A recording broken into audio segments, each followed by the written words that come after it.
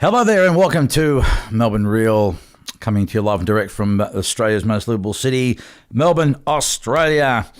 I'm your host, inspirational speaker and master engineer. I'm Tony Jack the Bear Mans. Thank you for your company today, and along with me, my my co-host, the super sexy, suave, sophisticated singer-songwriter, Dan the Maps, bass player, knower of many things, and all-round fucking good dude, Martin Green. 2 snaps up in a circle. Dum dum ba boom. Bang. Now, who we got on the show? Well, we were supposed to have Jeff Lang, Yes. which we were really excited about, but there's been a bit of a viral thing going around the city, and unfortunately, Jeff... How many views has it got? Quite a few. Quite a few. Quite a few. Yeah, it's in the millions. Yeah, good one. Anyway, so he's not feeling the best. He sends his apologies, and we'll probably get him cranking for next time around when we're free. Sure. So anyway, got to send out big shout out Brian Rose from the London Real Massive. Hello. Boy, he gets some shout outs, doesn't he? Well, yeah, he's a good dude. He's all right. Brian's all right. Also, Adam Lowry from Cognitive Podcast, who very kindly had me on his podcast for a second. In fact, he's had me 3 times. One time was just a conversation. He's got this habit, this dude. I love him though, but he'll just have a conversation with you. Say, hey, let's go to Google Hangout. Cool. Go to Google Hangout, and then we're chatting. Oh, by the way, this is the podcast. oh, right. One of those kind of parties. Sure, right, sure. So anyway, no, Adam's hilarious. He's great. You'd love him. He did a this guy sort of exposed just all the shenanigans and shit that goes on in America with Medicaid, Big Pharma, particularly in relation to addiction. Just how they create this fucking basically this treadmill that. They don't want you off it, man. They don't. You know, they'll kind of pretend, you know, we'll get you off and then, we're back. Hang on a second. Yes. Okay, it's okay, but, you know, we got another program we can put you into, and then it's all, how many Vicodins do you need? Oh, yeah, we can give you one. We can give you at least one. At least one. A day, yeah. Yeah, now, anyway. Go. We've got a correction because the research continues. Yep. You don't know about it, but I'm just going to come right at you. That fall stat, Sea-Dog checked it out. No, we can't stick with that one. It's the, you know how you said the biggest one of the biggest causes on the planet is falls? Okay. Nah, she's way down. Oh, really? As far as, compared to fucking heart disease, congenital fucking diabetes. Okay. All right. We'll have to grill Steve Max on that one because I think so. Yeah. So that came from SM, right? Yeah. So we checked out WHO, CDC. I did about seven websites in about fucking 10 minutes as well. Yeah. Because Claire passed it through last night. The highest ranking I could find anywhere, you know, because obviously all information's all up the fuck, and none of it is collates, was 17th. Okay, that's the highest we could maybe get. it's just as a possibility. Maybe not direct as a direct. But as a result of a fall, someone maybe gets a hip thing, which then turns off to be a that's a funny thing you should say that. Yeah, that's the only other. But then again, how do you that would be a very difficult one to quantify, and I don't know there's any studies. I just found the concept of, like, when he said, you know, falling is the most common. To me, I thought, you know what? There's a lot of old people. The population is growing older across the world, so there's falling is one of those common things, and quite often I've heard stories of people, you know, once they break their hip. Certainly 10 years ago, it was almost a death sentence. I think now it's probably a little bit different and they can do different things. But nonetheless, if an elderly person falls, that could be the catalyst to other things which predeterminedly cut their life short, shorter than what it was meant to be. Sure. So yeah. But anyway, there's lots of ways to die. Isn't there just? And most of them are preventable, as we know. Well, yes, especially in the West, especially in the Wild West. That was a motherfucker place to die. There's no doubt about that. No doubt about that. Yeah. So anyway, here we are, mate. So all right. So you want to open the batting? You can open the batting if you like. I'm gonna drop one of my girls' jokes on this one. She to get onto a topic. She noticed in the news that a segue. We're talking about this is a segue, right? The funny thing about I love kittens, and she said that she saw a newspaper article the other day that said, a couple was surprised that the Prime Minister showed up to their ad on Gumtree to buy a fridge, right? And to quote her, what it should have read was, couple was surprised that anybody fucking showed up to a goddamn Gumtree ad. Yeah. I'm just writing classic Gumtree thanks to anybody who is doing that, 11th hour. Oh, I actually changed my mind, sorry. Or who just doesn't How fucking often does show that? up. I mean, because you're a guy that buys and sells a fair bit of shit. I mean, how? 50%, maybe Really? higher, Wow. maybe 65, probably up to 65% of the time, they just don't show up. They don't respond. They don't reply. You just don't hear from them again. Wow. Hey, is it still available? Yep, no worries. Yep, absolutely. No response. Well, what do you want to know? And that, and same thing happened last night. I'm selling a fucking fridge, same sort of deal. Yeah, at half an hour before, and we've been working it. We've been in communique for days. Yeah, you've been working the deal. So Yep. what I want to know is, what is it about Gumtree? Is it just that most people suck, or is it that when you're on Gumtree, you've got this entitlement to not be punctual, to be rude, to just not fucking show up? If it was anything else, I mean, if it was a job interview, it was a fucking account interview, it was any meeting of any kind, there'd be an apology, there'd be a shit, and you'd fucking be there. Yeah. This whole, Yeah. I'll be there on the weekend. When on the fuck weekend? You know what I mean? Yeah. That's my little rant about Gumtree. Gumtree at the moment can eat a dick. 65% of them can eat a dick because Have you had similar experiences though with using other platforms? If it's like eBay or is it just because you've just been rocking the Gumtree? I've been more than rocking a bit anything of Gumtree just to get rid of some crap. It's spring and summer and just a bunch of amps and stereos and shit that just fuck them off. No, I haven't. I don't even sell via eBay. I probably should just do that. It'd probably be better. Melbands was another really good site. I like to buy and sell from. Yeah. Because it's You've had good. Most people have been pretty fucking cool. yeah, most people are pretty cool, other than the low ballers. Hey man, we take $100 for that Stratocaster. Yeah, actually I will. Actually make it 90 and just, as long as you're on time, just make them $90 for a Strat. No worries. Yeah, that's fine. Yeah, I will. Yeah. And that classic question, what's the, just text you, what's the lowest possible fucking price you're willing to take? And I always say the same thing. Whatever's in the fucking ad, dude. Yeah. That's why it says not negotiable. But you know what? But you see that, I don't know. I don't like TV or reality shows, but where I live at the moment, sometimes it's an inevitability. It just happens to be there. So you get sucked into that vortex for a little while. But the point I want to make is that one of these particular shows was one of these porn shows where PAWN. Got it. Buy, sell, right? And I think people watch these shows and they get their strategies from that, because without doubt, every time you see, well, at least I saw in this show, there's two negotiations. Whether they're the buyer or the seller, the buyer's going to come in here, the seller's up here, the buyer's going to come down, low balling. And when the situations are reversed, where it was the shop, looking at perhaps buying something, it's the same deal. They're coming, there's low balling, like fuck. And we're talking ridiculous amounts. Like if the asking price is 1,000, they'll come in 200. And eventually they end up at somewhere around 550 or 6. Yeah. Which is kind of what and may have been actually a more realistic price than in that situation. Yeah. But it's amazing though, just from 1,000, who comes in at 200? I mean, you got to have I get it all the time. You got to have some fucking chutzpah for that shit. That's right. And you know why? Because it's that subtle art of not giving a fuck that we've all been handed. That wonderful email, that message of, fuck it, what are they going to do? Yeah. Just ask them if they'll take $50 for that television. Yeah, see what happens. It's a crazy world, man. Well, well, that's the thing, and I guess you can always negotiate up. The greater margin you got to work with, the better. Absolutely. One of my responses a lot of the time as a seller, when they say, what's your best off, what's your best price? I say, I'm not going to talk about price at all until you're in the room with me. Yeah. Look at it. Yeah. The reason I priced it this way is it's cheaper than every one of them, exactly the same on Gumtree right now, because I just want to get rid of the fucking thing. Yeah. Right. But so I'm not going any lower because it's already the cheapest. And come out, try it, play with it, pick fucking holes in it. When there's a scratch there, let's fucking talk about it.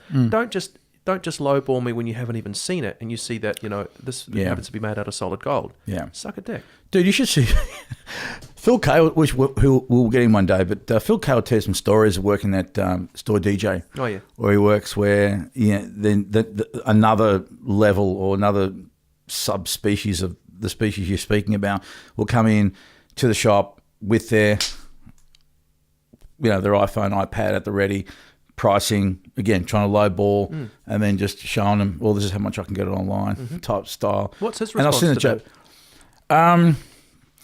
Normally, I think Phil just has become so accustomed to it now. Yeah. I think at first it annoyed the fuck out of him, but I think now he just laughs it off and just. I don't know exactly the strategy, but he's put it this way. Now it's like water for ducks back. Now when he talks about certain situations and certain people, it's a great story. It's just a good laugh. Look, I can see some. I'm in sales, and I can see some things. I can think of some things that you'd say. Well, what's the warranty like? If you need anything, we're right here. You're in the store, and you can have it today. You know, there's no postage. You know what I mean? All the shit that goes on top. You know what? But I think a lot of people don't give a fuck. I think you're right. I think a lot of people really don't. Yeah. I know and that's the demise of the fucking musical instrument shops. How many are left? 2. Yeah. I mean, they say, give value, but I think people just don't appreciate value these days. And this is with the tangible. With an intangible, it's, Anyway. I bought my last 2 guitars online. Yeah. Yeah. And why wouldn't you? I mean, obviously, it's... I saved myself fucking shitloads, thousands probably. Well, I guess, if you're buying a big ticket item and, look, there are some things in that situation you can understand because there's probably also tax benefits. You don't pay GST or, there could be an exchange. There could be an exchange situation that's favourable as well. Yeah, that's right. Yeah. I remember that one time when the Australian dollar and American dollar we were working on parity and, it was a pretty different time, but... So anyway, I saw an interesting thing online the other day, which you posted a funny, but I hope you got that one. Hope you got that little gag. No, to be honest, I knew it was a joke. No, because I don't know much of Stone Temple Pilots material. So there's a song called "Creep." And anyway, the photo was a picture of Scott Whelan, right? And he wasn't looking that healthy. It was more recent, and I just wrote, he looks like he's half the man he used to be. It's one of the lyrics of. I kind of gathered, but again, like not being, I only know just a few of the Stone Temple Pilots songs. So yeah, I didn't want to use "Dead and Bloated" either. I didn't want to go down that path. But anyway, sad situation. Bloke dying before his time. Is it though? And was it before his time? Do you mind if I just go straight into this one? Yeah, you know what? Is it sad? And was it before his time? And was he? Well, I guess anyone dying is a sad thing. More so when you know them personally, in which case I didn't. But I think what was sad for me was this letter. That was Explain. Well, Scott Whelan's wife wrote an open letter. Now, this is on the assumption, mind you, that this letter it was in fact written by her because. So I saw a Steve Jobs quote the other day. It was fucking refuted so quickly. But assuming that it isn't, I still think the message is. That's right. Message is great. The content is great and still worthy of. Regardless of whether it's complete lies. Yeah. Exactly. Hit me. What was the gist of it? The gist of it was they were in their own way trying to tell people they shouldn't glorify Scott's death and that whatever image they had of him was probably a little bit distorted and not. That while he was a singer, he was a great talent, and no doubt, a lot of people loved his music over the years. But they were alluding to the fact that as a father in the context of being present and around his kids and around his family was probably not as much as they would have liked. And so it's sad that they had to put it out there like that because that's a kind of private affair. But then again, there's probably a lot of dads, and I certainly was guilty of this with my older 2 kids of not being present around them. Really good at providing shit and food on the table, warm and dry place to sleep, all that sort of shit. But in terms of the little bowl of water. Yeah. But in terms of the other stuff, which is, again, it's ironic that that shit doesn't take money. Time, you can't buy it. So, and I think for most kids, they would have, certainly my 2, although everything's great now and all. But anyway, going back to him, but they're putting this out there. And I thought, you know what, there's probably... I didn't see it as them making a character assassination. I think they were just trying to level it out a bit, perhaps, or... again, they weren't taken away from the fact that he was a great talent, great singer, all that shit, all the stuff that people love him for. And so they're basically saying that this guy, who's a known drug addict, and he's been a solid drug addict for the past since I was a teenager. So for the past 5 years, he's got a massive busy touring schedule and a drug schedule, and they're saying, surprise, surprise, he wasn't around as much as he probably could have been as a father. That's what they were saying. Yeah. What a surprise. Yeah, what a surprise. With such a massive... But I think that for them, they were just thinking, look, there was all this outpouring of grief was fantastic. You know, okay, it was a big outpouring of grief. Sure. Someone died. Okay, it's a sad situation. Yeah. But I think she was just thinking that again, it's that whole adage of character's who you are and reputation is what people think you are. So people were grieving a man who they perceived to be whatever it is they perceived to be. Right. And I guess she was just trying to not piss on anyone's parade. As I said, I didn't feel there's any vindictiveness there. I think it was more just like, hey, listen, there's a few things you should know, but also, you know what, dads, just be mindful that, you know, don't worry about doing this and doing that and providing stuff, you know, just or sending money. Be around. You know, or buy the T-shirt, you know, RIP fucking Scott, you know, take that $10 and buy a kid a fucking ice cream. Sure, You know? absolutely. Yeah. So I saw that and I thought, fuck, man, that was powerful. Yeah, sure. I thought that was very powerful, so I thought it was worth sharing. Am I a bad person in that when somebody who dies, who's like famous, and they haven't done a, you know, sort of anything notable for the, you know, more than a decade, sometimes more than 15, 20, it's like, oh, you know, I can't think of any examples, but, you know, it happens all the time. You see, Lou Reed died, you know. Like, Yeah. All right.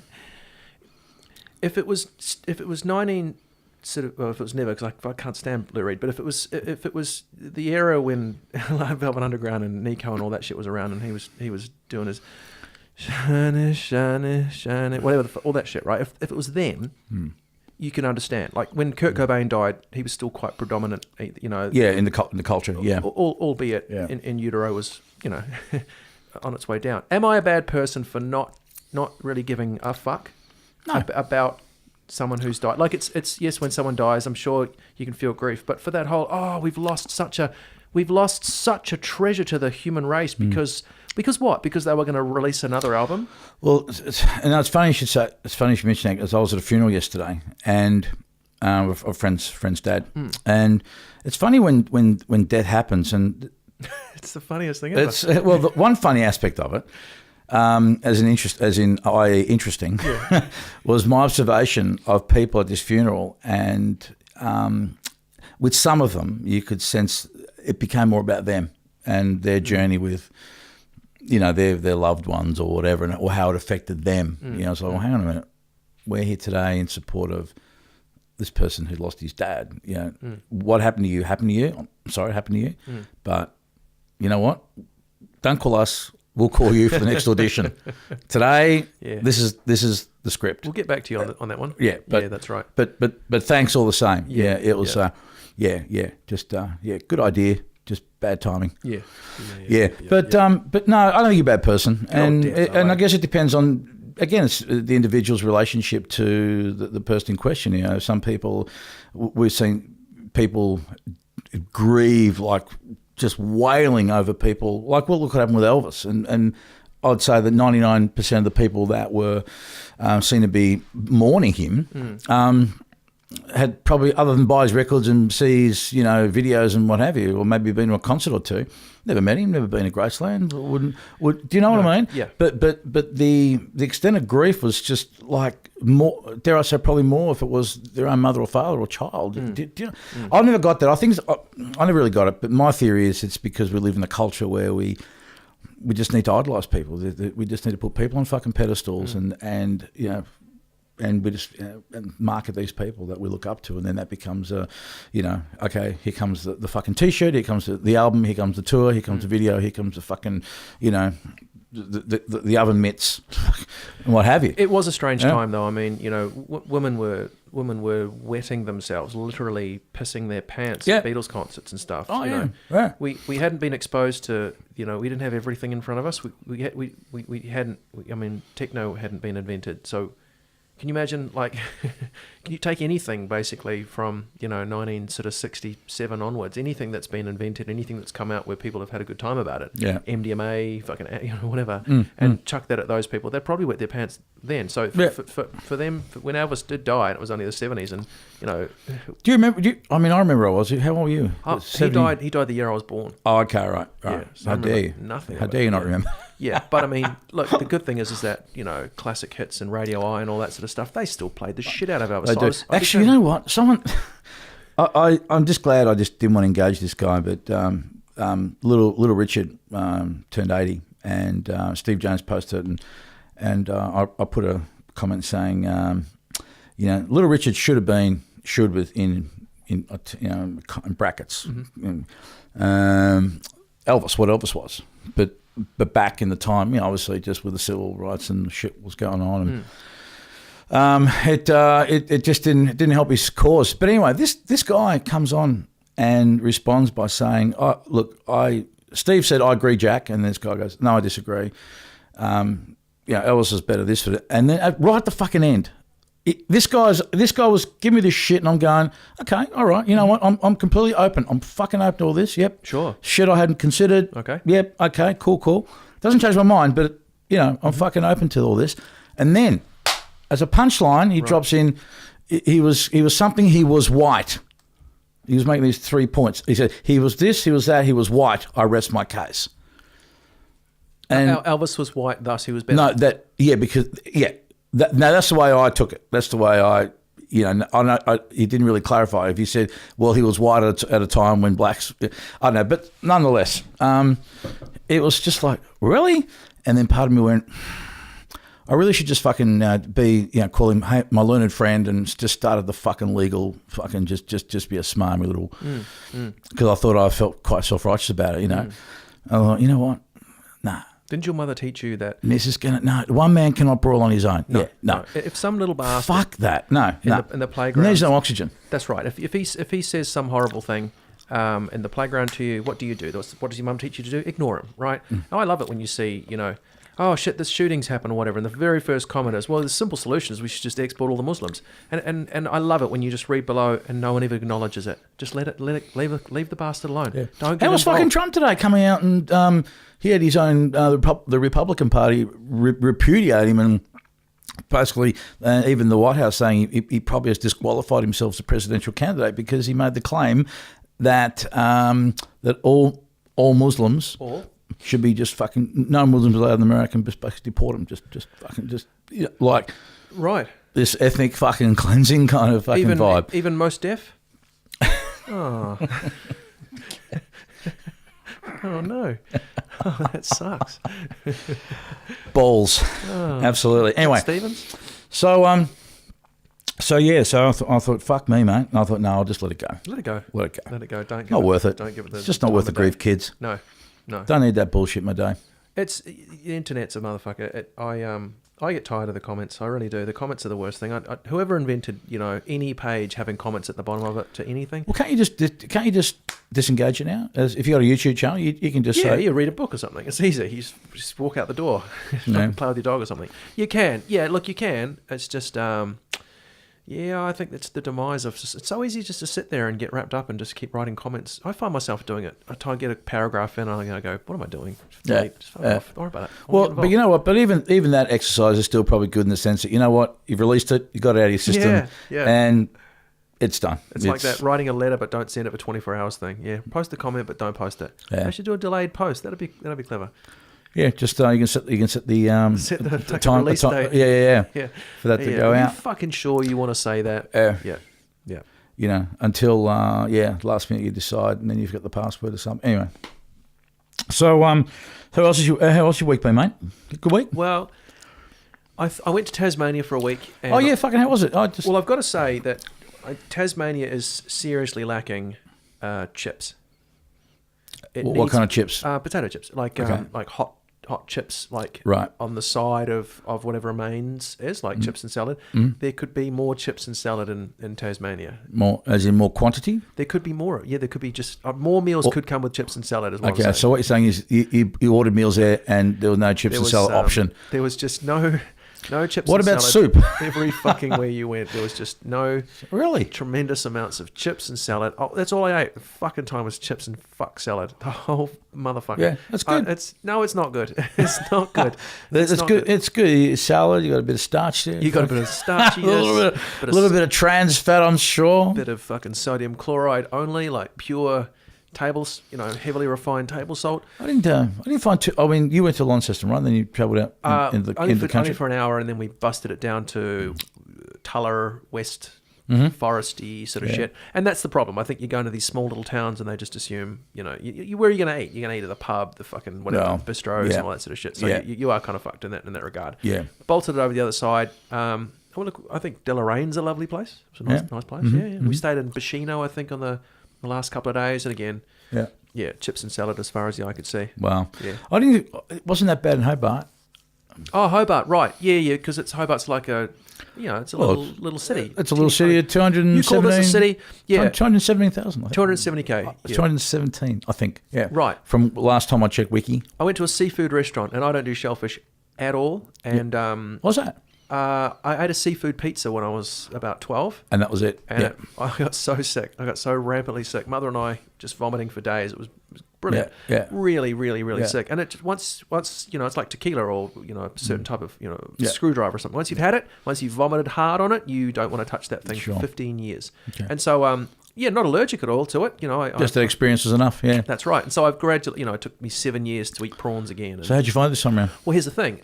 It was a seafood platter, and on the menu, it said like this piece of fish, these salmon with blah blah, these prawns, da da da da da da. Right, like these 5 things, and I'm like, oh no, that's a strange seafood platter. Yes, they all come from the sea except for the salmon. Depending on the type of salmon. But there's no shellfish of any kind. That's interesting. Lady comes over to serve me. She's this old lady, and I go, I can't help but notice that this says seafood platter, right? And are you sure there's no shellfish in here? And she goes, well, let me have a look. And she bends down and she reads the fucking description to me. Let's have a look. We've got the fish, we've got that. And I'm like, she's old. Don't be a cunt. Yeah. Don't be a mug. Just let her read it to you. Yeah. Yeah. She thinks I'm stupid. She thinks I haven't read it. It's okay. Just let it just sit there. So I'll let her go through it. She'd read nice and slowly, and she gets right. Then she goes, well, looks like no shellfish to me. I go, great, mum, great, auntie. We'll take one. No worries, all right? Comes out with 2 oysters on it, motherfucker. And I come over and she brings it over. The other lady brings it over, and when she's walking past, like, I just got it. Like, I'm not complaining, and I'm not going to do anything about it. But I just want to, just so you know, like, look at that. There's 2 oysters right there. She goes, woo, 2 oysters, eh? So she rejoiced in the whole. She loved thing. it. She thought it was great. She's, you all right? Well, you know what? It's probably better having that kind of attitude from Wasn't someone. on the menu.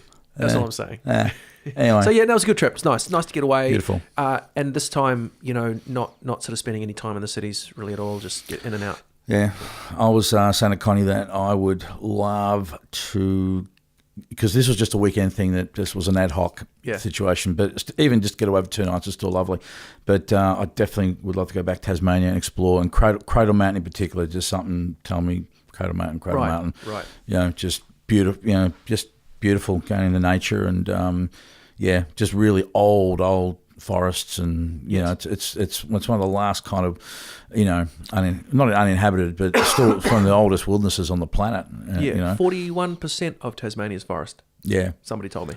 And people are cool as fuck, man. We're at this distillery, just getting a scotch, and I realised I had a taste for Scotch liqueur, as I found out at Lark's Distillery. Sure. And we were sitting outside, and we just wanted to get another chair, and there was obviously 2 locals had been sitting there chatting away, and I said, mate, would you mind if I'll grab one of your chairs, And he said to me, only if you could tell me a joke. Oh, good. Thought, cool, that's fine. I like it. I thought, this is cool. That's good. So anyway, I told him a joke, and he did chuckle and said, "God, that was a good one." It was cool, man. It was just a nice little thing to do. Right. Yeah, I loved it. People are so friendly down there, man. They're pretty reasonable. Yeah, I found them pretty reasonable as well. It's but they certainly, I think there is that underlying feeling though of a bit of us as them, because it's the mainland. You see, we're from the mainland. Oh, yeah. So there is a little bit of I think Tasmanians kind of see themselves as Tasmanians, if you know what I mean. I see. Yeah. There's a bit of that. I mean, nothing like Texas wanting to secede from the Union or anything like that. But certainly, I think they certainly carry an identity. It's different to the distinction between someone who's from Melbourne having a conversation with someone who's from Sydney, though, eh? Yeah, it's slightly different. It is slightly different. It's different by a body of water, I think. Just. Have you ever been on a holiday and just actually done nothing, like been okay and content to just lay there or just do fucking nothing? Well, it's I should say that I've only. Well, the short answer is no, but Yeah. But- no surprises there. but the last time I did go away, which interestingly was down in Hobart, there were times I was actually just happy just to sit there and just like we went to Salamanca Market and had a bit of a peruse through there. Fucking great place. I highly recommend it. And then after that, you know, I was just happy just to tap my feet, just took my shoes and socks off. Removed your feet? You know, just on the ground, just sitting on the park, just laying back. It was sunny day, and you know, what, dude, I was just fucking happy to sit there, and I did. It was great. How long for? About I would 22 say minutes. no, probably about half an hour. Yeah, right. Okay, cool. So I'm talking half. All right, so half an hour. You're quite happy to do nothing for half an hour. Half an hour, right? That's good for me. Yeah, that's my point. Really good. That's for my me. point, Yeah. right? Yeah. We planned when we booked this because we got booked the flights ages ago, and we said this time we'll just go there. We won't go to the cities. We'll just go to remote country places and we'll just do fuck all. Right? We didn't do fuck all at all. We just drove around the whole time. We always go and do stuff. We go Indiana Jones and go exploring or try and prove a point or fucking whatever it is. Yeah. Same deal. We get to the very last day and we go, we'll just take shit. Oh, we've got to get on a plane in a minute. Darn it, we did it again. Yeah, we've always got to go exploring, eh? Yeah. Yeah, it's crazy. No, it's a good thing to do. And Yeah. it's I said Hobart was a bit like that. We just hired a car and just wherever it takes us, and found this little bar, sat down, had a drink, beautiful view, the Derwent, really nice food, and the food there's fucking great too, man. Like This was Hobart, right? well, yeah, I think just Tasmania in general. I mean, they're known for for good produce because they've Chips, got no for the chips. the chip salad, chips and yeah, salad, there's red Yeah. onions, yeah. Fucking deep fried squid or whatever the fuck it is. Yeah, known for that. Fucking hell. Yeah.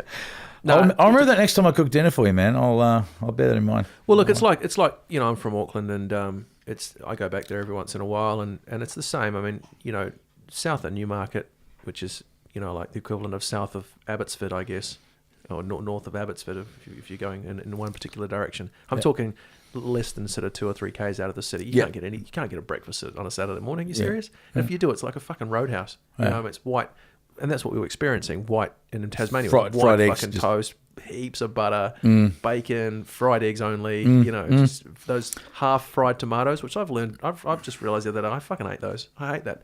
Halving a tomato and just frying the shit out of it. Oh, okay. It sucks. So what you just I would love rather tomatoes. keep it raw, or if you're going to fry it, keep it raw. slice it, and do both sides. No, is that what? keep it Just, raw. let's just get this straight Keep it here. raw or fuck it off. Don't half a tomato and fry it. Because Actually, it's got is it Lipton's? I forgot what's called. But brown's very good for you. Cooked tomato is very good for you. Yeah, So I'm sure. For sure, no problem. But I don't mind. I'm I talking got no problem with it all. I'm talking about if you. I'll take you. I'll tell you. Next time we go to Launceston, and we get chips and salad and fucking a half fried tomato, fucking just bring it over. I'll have it. half a tomato. I'll eat it. I don't like it. The skin comes off, and anyway. So that's that. Yeah, they are known for their chips. There's no doubt about that. Well, yeah. Oh well. Fucking next. Go Sans chips next time. Fucking A. So what else we got there? What else is going on? What have you been doing? Well, mate, I've been working, putting together a website for my speaking bizzo. You don't already have that positively speaking? I do, but it's just going through a reworking of it with man Chris Cooper, who's fucking genius fucking designer. He saved my business, that guy. Oh, good. Shit, he's fucking great. Yep. Anyway, so working on putting that together, still doing my work with Peter Sage, which has been incredible. And this time around, we've been talking about identity, and there's different levels of learning. And again, I'm just going to use his example because he's, as he puts it on, he's teaching me scales right now. I'll eventually write my own tune, but anyhow. But what he talked about is how the first level of understanding is an intellectual one, which is where you read the books and see the videos and podcasts, and it's an intellectual understanding of a certain thing. For example, smokers know that they cannot construct one fucking argument that's logical as to why they should smoke. Give me a second. All right. I'm not a smoker. I'm a non-smoker. I just want to see if a non-smoker could. You said, well, yeah, you pretty much killed it for me. So anyway, you know what I was going to say. You know exactly what I was going to say. No, then. no, I don't. I just No, you do, No, because no, you just came in with the punchline. But no, it's okay. That's cool. That was the punchline. Pretty, yeah, absolutely. Say it again for the people. I didn't follow. No. Well, I'm getting the punchline so I can understand why you said what you said. Say more words. Go. An intellectual understanding. So a smoker knows that's not a good thing to do.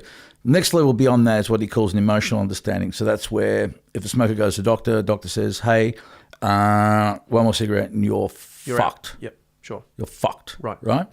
That's going to, because in the intellectual world, we know what's fucking right, but most of us just don't do it, even though we know what's the right thing. thing. The scare or something, right? Yeah. Right. So there's a scare, wake up call it what you will.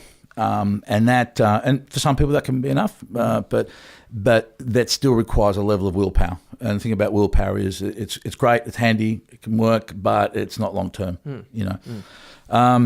So then comes the next level, which is where in the smoking scenario, when a person says I'm a non-smoker, I see. I identify as being a non-smoker. Right. Then I'm less likely to have a smoke as opposed to someone who says, I've quit.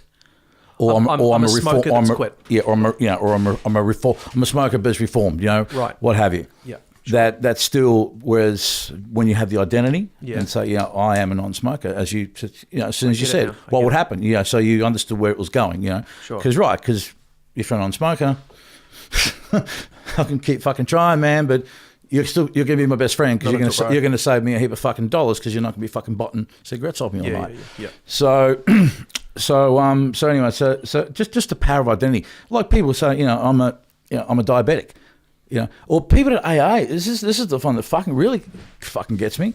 Is it's one thing to own responsibility, personal responsibility in what you do. Okay, I did this, I did that, I fucked up. I take responsibility. I accept I was wrong. What have you. But then when you start to own it in that respect too, it's like, so some guy at an AA meeting will stand up and say, oh, g'day, my name's Barry, and I've been here for 20 years and I'm an alcoholic. They still identify being alcoholic, despite the fact they've been behaving like a non-alcoholic for 20 fucking years, which most people would say, you know what, I think you're pretty sober, mate. Yeah, I think you're pretty clean sober now, after 20 years, and I'm an alcoholic. Get fucked. It's very disempowering. I totally understand. You'd be smarter off. You'd be better off to say my name's Martin and I'm no longer an alcoholic. I do something else. Don't even bring the word alcohol. You don't even have to. Exactly. I'm an accountant. That's it. And I'm rad and I do rad shit. That's right. My life's dope and I do dope shit. Yeah. We're all fucking happy here. So anyway, it's just interesting.